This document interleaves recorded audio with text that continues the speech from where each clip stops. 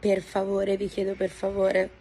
Dentro la borsa c'era il mio computer con la mia tesi scritta, finita, e io devo consegnare la tesi e iniziarla ora è impossibile. La borsa con il computer, con i file della tesi di laurea appena completata, rubata alla campionessa di scherma di Mogliano Veneto Bebe Vio, è stata la stessa atleta paralimpica in un video postato su Instagram a renderlo noto nel tentativo di recuperare il prezioso materiale rubato.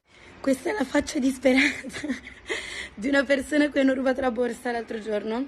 E tra l'altro grazie a tutti perché ero appena tornata dal funerale di nonno, quindi è stato molto piacevole finire la giornata con insomma il furto della borsa. Nella borsa effetti personali, gli occhiali da vista senza i quali dice da 2 giorni vede ben poco e gli occhi si sono gonfiati per quello, l'ultimo saluto all'amato nonno Giorgio e il furto della borsa al ristorante. Bebe non si dimostra, malgrado questo, arrabbiata, solo molto preoccupata. Sfodera anche in questa occasione il suo proverbiale sorriso e si rivolge direttamente al ladro. Neppure lo rimprovera, tieniti tutto, gli dice, ma fammi riavere la mia tesi.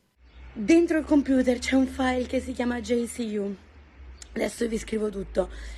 Se tu sei il ladro e stai guardando questa cosa qua, ti prego, mi puoi fare un Dropbox, una qualsiasi cosa, un WeTransfer, con quella cartella con scritto JCU che dentro ci sono gli appunti, la tesi e tutto quanto?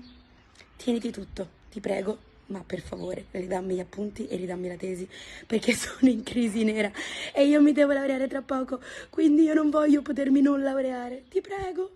Nonostante tutto, conclude nel suo messaggio l'autore del furto, te ne sarei immensamente grata.